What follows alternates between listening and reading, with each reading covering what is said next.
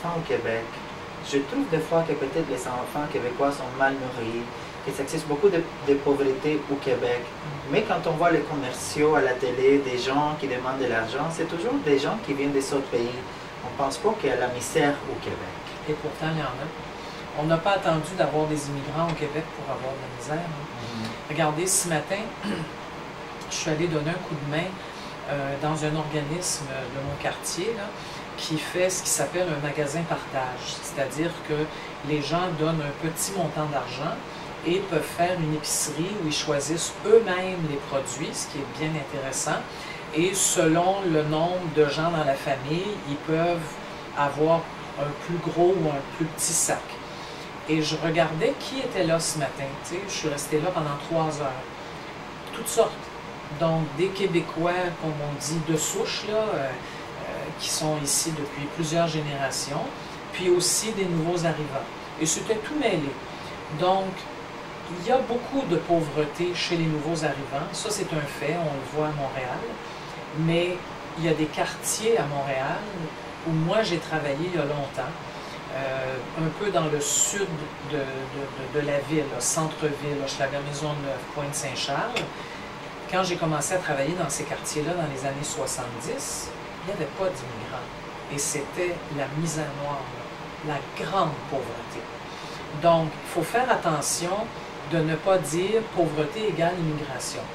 Il y a des personnes et des familles pauvres de toutes origines au Québec, c'est assez bien réparti et c'est un scandale social. Ça moi, j'avoue que c'est un peu la cause de ma vie. Les inégalités sociales me révoltent complètement. C'est pas normal que dans un Québec si riche, il y ait tant de familles pauvres. Et c'est pas seulement les familles qui sont pauvres d'ailleurs, il y a beaucoup de personnes seules à Montréal, hein, vous savez ça.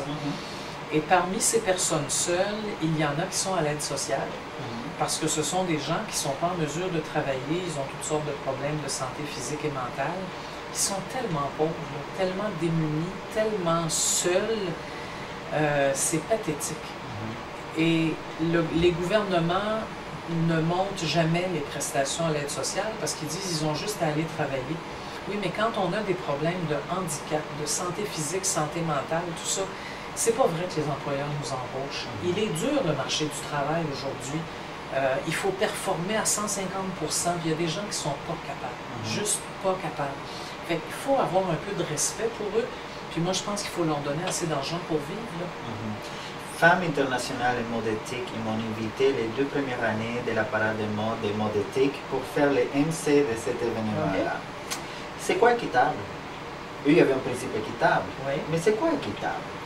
Bien, si on parle du commerce, pour moi, le commerce équitable, c'est celui où le producteur, la productrice, reçoit un juste salaire ou un revenu juste pour le travail qu'il fait ou qu'elle fait. Alors, le café, qui est l'exemple le plus connu, disons, ben, moi, je vais trouver ça intéressant de soutenir une coopérative. Pour moi, le commerce équitable doit permettre à la productrice, au producteur, que ce soit dans le domaine de l'agriculture ou dans tout autre domaine, de vivre convenablement du produit de son travail. En ce moment, très souvent, c'est pas ça qui se passe dans le commerce international. Les producteurs, qui sont souvent les gens du Sud, ils sont très pauvres. Ils sont très pauvres. Et qui fait de l'argent? Pas eux, les intermédiaires. Jusqu'à ce que ça arrive sur la table du consommateur, qui lui est tout content de ne pas payer cher.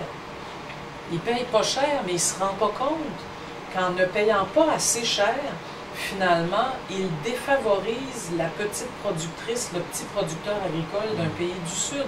C'est absolument pas normal. Donc, il y a une prise de conscience à faire de tout le monde, là. Et puis peut-être aussi éliminer un certain nombre d'intermédiaires. Il va falloir changer le commerce international, pour moi c'est absolument évident. Encourager le commerce local. Moi je veux bien payer un peu plus cher pour acheter de la viande du Québec, acheter des légumes du Québec en saison, évidemment, là.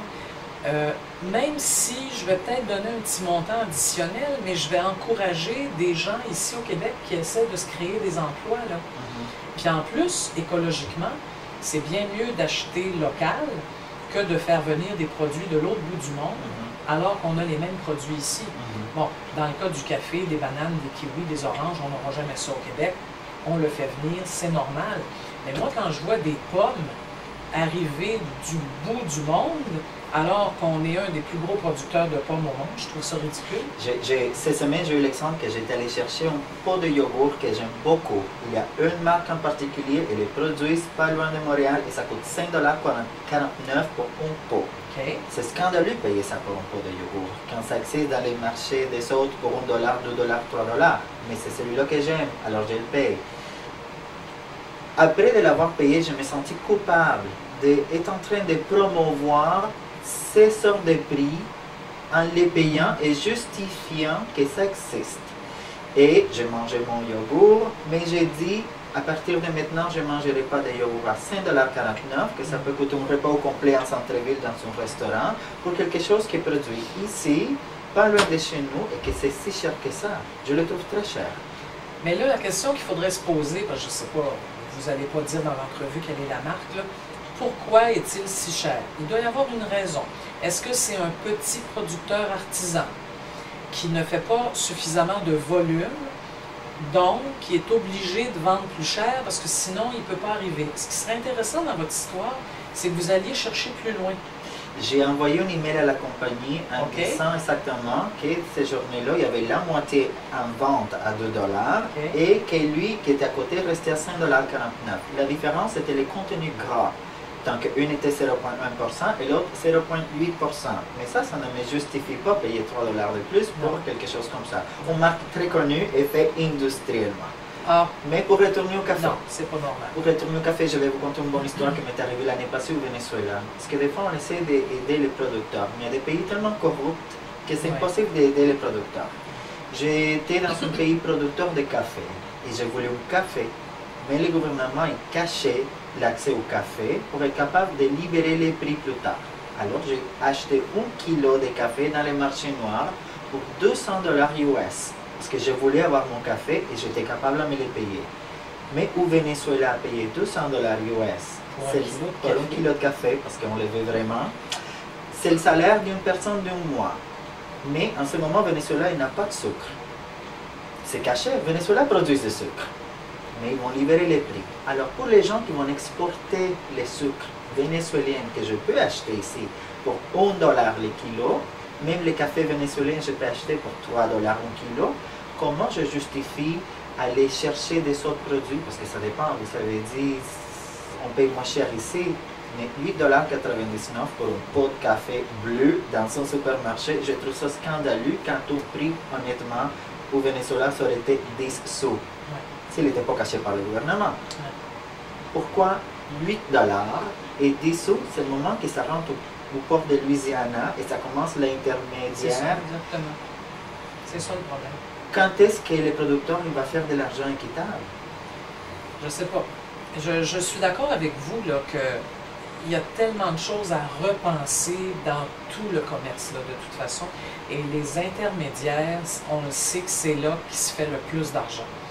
Alors, comment faire pour que dans un pays, il y ait par exemple une coopérative agricole qui fasse du café, des bananes, quoi que ce soit, et qui puisse vendre sur un marché international, mais sans que ça soit tous les intermédiaires, les uns après les autres, là, qui fassent plein d'argent. Moi, je n'ai pas de solution toute faite à ça. Là. Je ne suis pas assez experte, mais il va falloir y réfléchir, ça c'est sûr.